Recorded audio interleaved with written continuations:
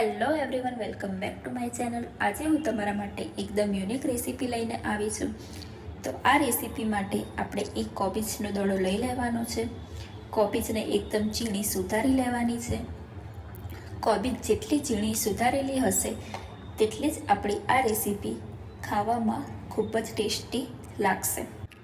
તો ફ્રેન્ડ્સ, હવે કોબીજ સરસ રીતે છીણાઈ ગઈ છે। બસ વિડીયોમાં તમે જુઓ છો એક સાઈઝની કોબીજને છીણી લેવાની છે। હવે કોબીજની અંદર એકદમ ઝીણી સુધારેલી ડુંગળી એડ કરવાની છે। અહીં મેં 2 ડુંગળીને એકદમ ઝીણી સુધારી લીધી હતી।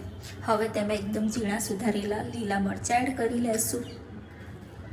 થોડી કોથમીર એડ કરવાની છે। તો કોથમીર મેં સરસ પાણીમાં ધોઈ દીધી છે અને તેને એડ કરી લીધી છે। હવે અડધી ચમચી જેટલી હળદર ઉમેરવાની છે।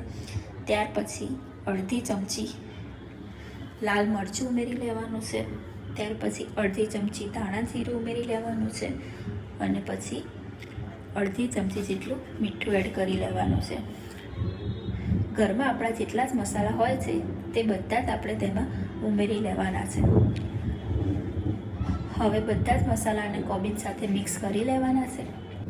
હાથની મદદથી જ કોબીજને મસાલા સાથે મિક્સ કરી લેવાની છે, જેથી બધો જ મસાલો સરખી રીતે કોબીજમાં મિક્સ થઈ જાય।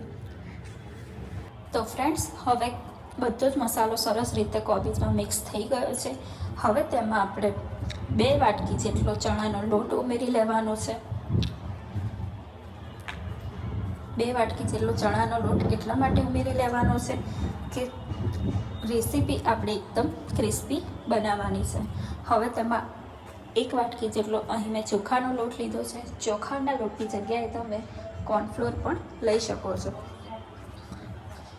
તો અડધી વાટકી કોર્નફ્લોર આપણે પહેલાં ઉમેરી લેવાનો છે અને અડધી વાટકી કોર્નફ્લોર પછી ઉમેરવાનું છે। તેને પણ આ જ રીતે હાથથી મિક્સ કરી લેવાનો છે। તો ફ્રેન્ડ્સ, મસાલો સરસ રીતે મિક્સ થઈ ગયો છે। હવે તેમાં અડધી વાટકી જે આપણે કોર્નફ્લોર સાઈડમાં રાખ્યો હતો તે ઉમેરી લેવાનો છે અને મસાલાને ફરીથી મિક્સ કરી લેવાનું છે। તો ફ્રેન્ડ્સ, હવે મસાલામાં અડધી ચમચી જેટલું સોડા ઉમેરી લેવાનો છે અને સોડા ઉમેરીને મસાલાને સરસ રીતે મિક્સ કરી લેવાનો છે। તો હવે આપણો મસાલો તૈયાર થઈ ગયો છે। મસાલાને 5 મિનિટ સુધી પડી જ રાખવાનો છે, જેથી મસાલો સરસ રીતે મિક્સ થઈ જાય। તો મસાલાને 5 મિનિટ સુધી આપણે રાખવાનો છે। ત્યાં સુધી એક પેનમાં તેલ ગરમ કરી લેવાનું છે।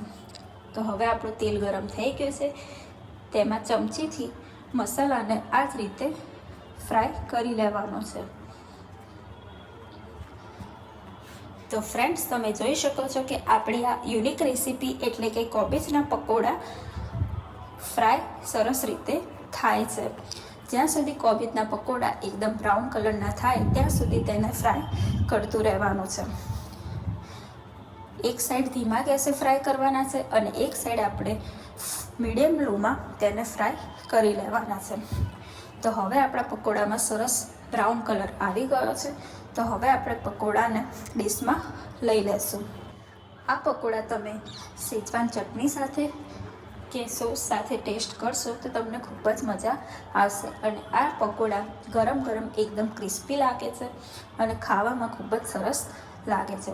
તો ફ્રેન્ડ્સ, તમને આ રેસીપી પસંદ આવી હોય તો મારા વિડીયોને લાઇક, શેર, કમેન્ટ કરી દેજો અને મારી ચેનલને સબસ્ક્રાઈબ કરી દેજો। Thank you.